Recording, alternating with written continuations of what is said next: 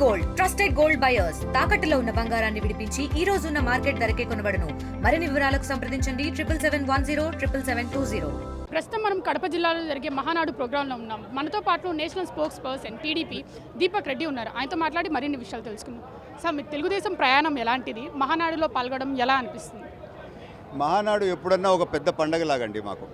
So ఈ మహానాడులో కొంచెం తేడా ఏంది అని అంటే, జనరల్గా మహానాడు అందరూ పండగలాగా చేసుకుంటాం, కానీ ఈసారి లోకేష్ గారు కొంచెం ఫోకస్డ్గా మనం ఒక చర్చ, ఒక డిస్కషన్ చేయాలా అని చెప్పి ఒక దిశానిర్దేశం చేయడం జరిగింది.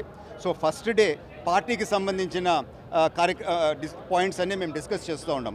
సెకండ్ డే ప్రభుత్వానికి సంబంధించి, అండ్ మూడో రోజు ఒక బహిరంగ సభ అందరూ పాల్గొనే విధంగా. సో ఎక్కువ చర్చ చేస్తూ పార్టీని బలోపేతం చేసుకుంటూ రాష్ట్రానికి, ప్రజలకి మేలు జరిగే విధంగా ఏం చేస్తే మంచిది అని చెప్పి ఒక చర్చా విధంగా మేము ముందుకు పోతూ ఉన్నాము. సో అది ఈ మహానాడులో వచ్చిన డిఫరెన్స్ ఫ్రమ్ ఎర్లియర్ మహానాడులో. కానీ ఏ మహానాడు అయినా ఒక పెద్ద పండగలాగా మాకందరికీ సంతోషము. తెలుగుదేశం పార్టీలో ఉండే నాయకులు, కార్యకర్తలు అందరూ ఒక కుటుంబ సభ్యుల రకంగా మేము కలిసి ముందుకు పోతాము. So it is a festival for అస్.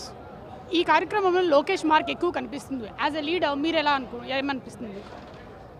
మాకు చాలా సంతోషం. ఎందుకు అని అంటే, ఆంధ్ర రాష్ట్ర భవిష్యత్తుతో పాటు మా పార్టీ భవిష్యత్తు కూడా నెక్స్ట్ 40 సంవత్సరాలు మాకు డోకా లేదు. లోకేష్ గారి నాయకత్వంతో మేము ముందుకి విత్ గ్రేట్ సక్సెస్ పోబోతున్నామనే గొప్ప నమ్మకం నాకుందండి. మహానాడు అసలు కడపలోనే పెట్టడానికి మెయిన్ రీజన్ ఏంటి?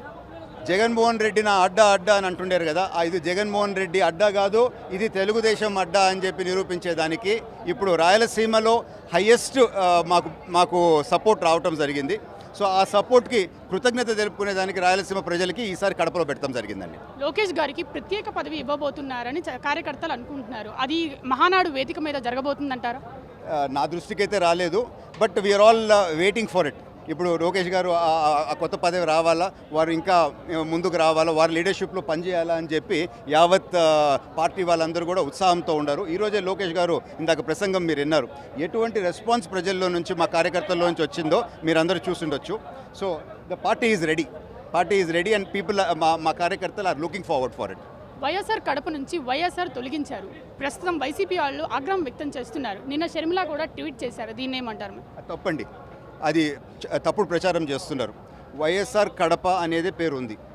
సో ఇంతకుముందు మీరు చూస్తే వైఎస్ఆర్ ప్రభుత్వంలో ఎన్టీఆర్ గారి పేరు, బాబాసాహెబ్ అంబేద్కర్ గారి పేరు కూడా మార్చినారు. సో మేము అటువంటి చిల్లర రాజకీయాలు మేము చేయలేదు. గౌరవ ముఖ్యమంత్రి గారు వైఎస్ఆర్ గారి పేరు పెట్టి కడప అలా యాడ్ చేశారు. సో కేవలం వైఎస్ఆర్ జిల్లానే కాదు, వైఎస్ఆర్ కడప. సో ఆ పార్టీ పాత నాయకుడికి కూడా గౌరవం ఇస్తూ ఒక నాయకుడికి ఉండే గొప్ప లక్షణం చూపించినారు అని చెప్పి మాత్రం నేను తెలుపుకుంటున్నాను. చివరిగా మహానాడు వేదికగా కార్యకర్తలకు ఏం మెసేజ్ ఇవ్వబోతున్నారు మీరు? మహానాడు ఎప్పుడు కార్యకర్తలకి మేమందరం కుటుంబ సభ్యుల రకంగా కూర్చొని మాట్లాడుకునే దానికి మాకు ఒక మంచి అవకాశము. సో కేవలం ఏదో ఒక రాజకీయ పార్టీ లాగానో కాదు, అందరం ఒకరొకరం మేము కలుసుకుంటాము. మా అభిప్రాయాలు చర్చించుకునే దానికి ఒక మంచి వేదిక. సో పార్టీని ఇంకా బలపరిచే విధంగా ఏం చేస్తే మంచిదో చర్చించేదానికి ఇది ఒక మంచి అవకాశము. ఆ అవకాశం మేము ముందు తీసుకొని పార్టీని ప్లస్ ప్రభుత్వాన్ని బాగా జరిగే విధంగా ఒక మంచి చర్చ ఉండబోతా ఉంది ఈ 2 రోజులని మేము భావిస్తున్నాము. Thank you sir. కెమెరామెన్ శ్రీనితో అథా మొహమ్మద్, RTV కడప. ఇండియా పాకిస్తాన్ తాజా అప్డేట్స్ కోసం డౌన్లోడ్ చేసుకోండి RTV లైవ్ యాప్.